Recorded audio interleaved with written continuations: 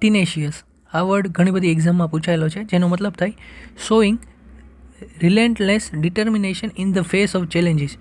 જ્યારે ખૂબ જ મુશ્કેલીનો સામનો કરીને અને દ્રઢપણે એનો સામનો કરવામાં આવે ને એ સિચ્યુએશનમાં ટીનેશિયસ વર્ડનો યુઝ થાય. જો અહીંયા એક એક્ઝામ્પલ આપવામાં આવ્યું છે કે એક છોકરો છે જે પર્વત ચડે છે, તો એ આખી સિચ્યુએશન માટે એક એક્ઝામ્પલ સ્ટેટમેન્ટ છે. એટલે આ એક પિક્ચરથી તમને એ વર્ડ યાદ રહી જશે.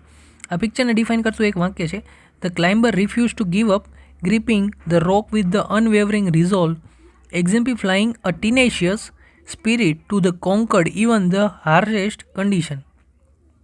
તો આ વાક્યમાં જે અમુક શબ્દો છે એનો મતલબ બાજુમાં લખ્યો છે કે ટુ ગીવ અપ તો હાર માનવી, ગ્રીપિંગ તો મજબૂતી સાથે પકડી રાખ્યો પથ્થરોને.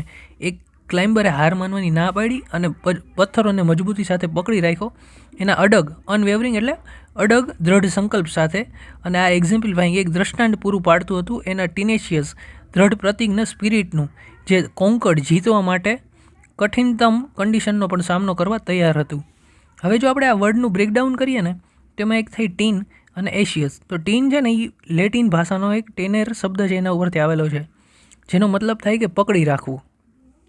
અને એશિયસ છે ને એ સફિક્સ છે કે જે હંમેશા વર્ડમાં પાછળની સાઈડ જોડાય, જેમ કે ઓડેશિયસ એટલે કે ડેરિંગ ટાઈપની પર્સનાલિટી હોય ને ઓડેશિયસ કાઇન્ડ ઓફ કહેવાય.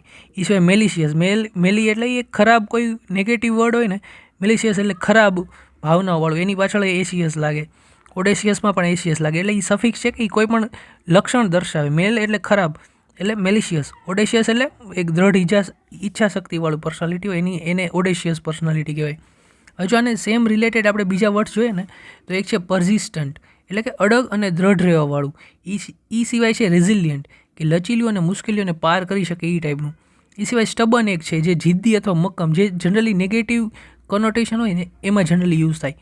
એ સિવાય છે ડિટરમાઇન્ડ એટલે દ્રઢ નિર્ધારિત કરેલું. અને એ એક હજી શબ્દ છે અનયીલ્ડિંગ એટલે કે અડગ અથવા નમતું ન સ્વીકારનાર. આ બધા એના સમાનાર્થી શબ્દો જ છે.